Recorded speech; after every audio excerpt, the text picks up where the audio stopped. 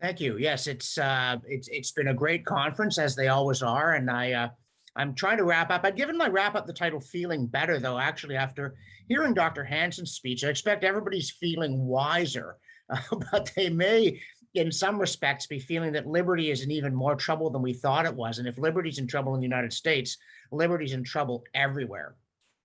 But I think that the first lesson from the conference, as it always is this line from Marcus Aurelius, speaking of the wisdom of the past that has not, in fact, been superseded, no matter how popular critical race theory may be with some people. Marcus Aurelius said, if it is not right, do not do it. If it is not true, do not say it.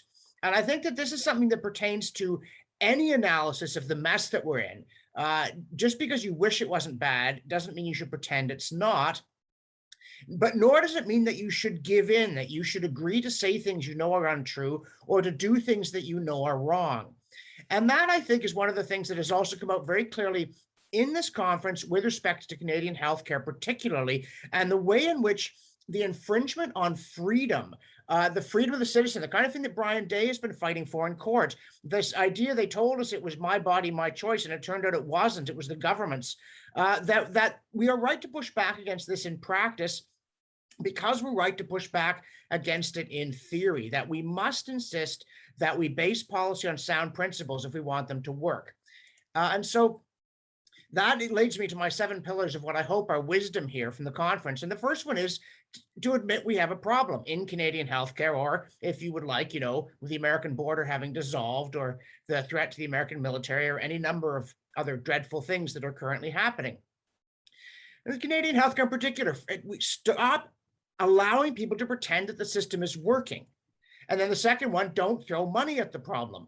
Do not allow people to claim that the system would be working if only we put in even more money. We have put in more than enough money to prove that the system, as currently structured, can devour any sum of money that you could possibly think of and still deliver lousy results.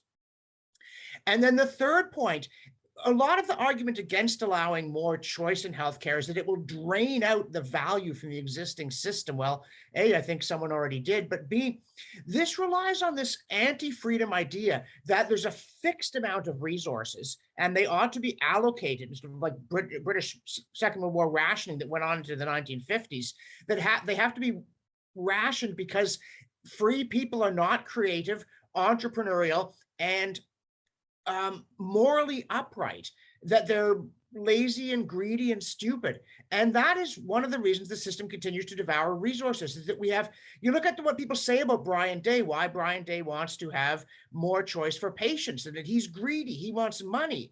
The idea that he's maybe a doctor who hates to see people suffer isn't entertained. We have to insist that it's not a zero-sum game. We can have more wealth. We can have better use of wealth. Our healthcare system can do better by giving citizens more capacity and giving more deference to their choices as patients and as doctors and as nurses and other providers. And that's why we can no longer allow this taboo against market forces to paralyze thought and action. Market forces, and at these conferences, we're not trying to enforce one dogma. If we were and it were mine, I would disagree with some of the speakers, but I'm not here to do that, because there has been, well, with one exception, there has been a variety of options have been put on the table. And, Danielle Smith was arguing that certain propositions will not convince the public, but there's room for choice without challenging those ideas. Other people are looking for more challenging of the fundamentals, and that's okay. The point is, we need to be able to talk about the fact that market forces have created abundance wherever they have been used, and socialism has created want wherever it has been imposed, and that's also true of the Canadian healthcare system. Back in the very late 18th century, Arthur Young in his travels in France said that the magic of property turns sand into gold. Well, the magic of socialism has the opposite effect, and it's time to say so. And that's also why we must insist that people should be allowed to speak their minds on the subject, that the solution to the healthcare crisis is not first and foremost to get everybody chanting in unison. Again, this is a plan that's been tried in a lot of areas, and it has just about infallibly turned out disastrously. It is okay for people to disagree. It is okay for Danielle Smith to disagree with me. It is okay for me to disagree with her. We can both disagree with the Minister of Health. We can have lively, vigorous, respectful debates out of which we will find better ways forward.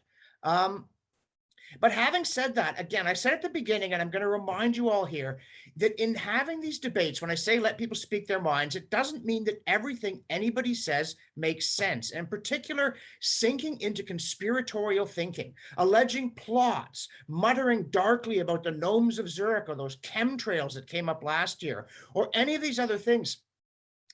It's not just bad for the debate, it makes you look stupid, right? If people think you're a clown, don't show up in a fright wig. Okay, so doing it, if you want to be isolated, marginalized, and hated, this is a good way to do it, but not on our dime. Okay, we're here to fix the problem.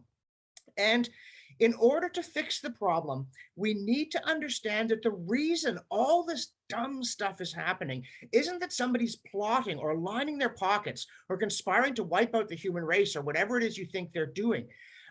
It's because a whole lot of people have really wrong ideas. That's why all these health ministers are lined up against private choice. That's why all these academics pile onto people. That's why Brian Day was facing all this opposition from health ministers who privately wanted him to win. There is this huge mass of bad thinking settled in over the country like a weather system that just won't leave. And our job here is to bring in sunshine and light. It is not, there's a line, since Ian Lee quoted Pierre Trudeau, I'm going to do it too. He once said of the radicals of his day that they cry persecution to justify going underground from reality. And that is not what we want to do. We do not want to confirm our enemy's worst suspicions, not just tactically, but in fact. Because conspiracy theories are bad for your brain and they're bad for your soul. It's just don't go down that rabbit hole. And if you do, don't expect me to follow you, not even with a flashlight and a rope. Because I talk about sunshine. The ultimate goal here is to bring sunshine into the debate, to bring in logic, to bring in ideas, to bring in a positive feeling. I always say this, and I'm going to conclude with this. We are right. We have a major problem, but we have important solutions to it, and we need to go out there and say it with a smile. So with a smile on my face, I say thanks for attending, and let's go out and fix Canadian healthcare.